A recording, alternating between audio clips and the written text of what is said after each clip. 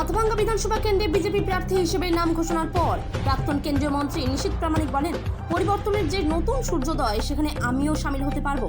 মানুষ পরিবর্তনের জন্য দিন গুনছে। কোচবিহার থেকে সুমন মণ্ডলের রিপোর্ট, বিগ নিউজ বাংলা। নাম ঘোষণা করা হয়েছে, লড়াইটা কি কিরকম হবে?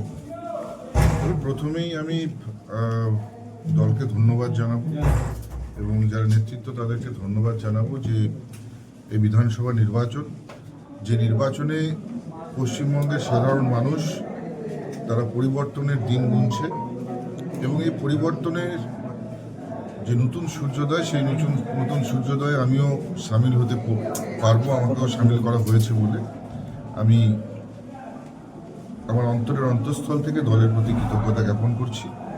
এবং সেই সঙ্গে সঙ্গে আমি বলবো যে মাথাভাঙ্গা আমার জন্য নতুন কোনো পার্টিকুলার বিধানসভা বা স্থান বা জায়গা নয়।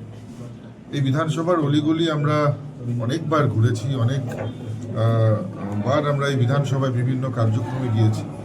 কিছুদিন আগেও জানেন যে আমাদের যে দরজাটা বন্ধ করে দাও। কিছুদিন আগে যে আমাদের এই পরিবর্তন যাত্রা হয়েছে, সেই পরিবর্তন যাত্রার সবচাইতে বেশি কর্মসূচি আমরা মাথাভাঙ্গা বিধানসভার মধ্যে দিয়েই করেছি। এবং পাশাপাশি আমাদের যে কোচবিহার লোকসভার আপনারা জানেন যে প্রচারের সময় বিভিন্ন বিধানসভার সঙ্গে সঙ্গে মাথাভাঙ্গাকেও আমরা যথেষ্ট গুরুত্ব দিয়ে এবং বহুবার আমরা মাথাভাঙ্গায় বিভিন্ন সময় প্রচারে গিয়েছি।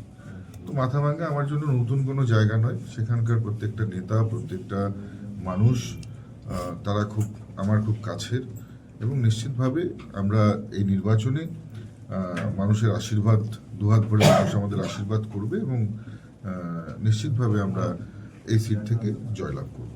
বলছি, কোচবিহার দক্ষিণ, নাটাবাড়ি এবং সেতাই তিনটি কেন্দ্রে এখনো আপনাদের প্রার্থী ঘোষণা হয়নি। একটা বিষয় উঠে আসছে যে একটা মতানৈক্য তৈরি হয়েছে বেশ কিছু নাম নিয়ে এবং একটা সমস্যা তৈরি হয়েছে, তাই নাম প্রকাশ করা যাচ্ছে না। কি বলবেন এটা নিয়ে? দেখুন, আমাদের দলীয় যেটা নিয়ম, সেটা একটা আমাদের এই যে নির্বাচনী কমিটি হয় নির্দিষ্ট, এবং কেন্দ্রীয় নির্বাচন কমিটিতেই এই নামগুলো কিন্তু ফাইনাল হয়। আমাদের কোনো স্টেটে বসে, রাজ্যে বসে আমাদের কোনো নাম ফাইনাল হয় না।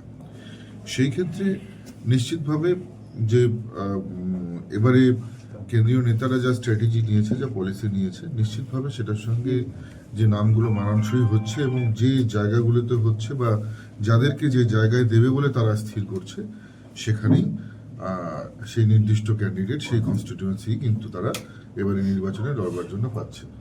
তো স্বাভাবিকভাবেই আমরা আশাবাদী যে খুব তাড়াতাড়ি আমরা এই তিনটি বিধানসভাতেও আমাদের ক্যান্ডিডেটের নাম ঘোষণা হবে এবং তারাও ফুল ফেজে নির্বাচন প্রচারের জন্য নেমে পড়বে। মাথাভাঙ্গায় তো আপনাদের দল যথেষ্ট শক্তিশালী, গত বিধানসভা নির্বাচনে মাথাভাঙ্গা জয়লাভ করে এবং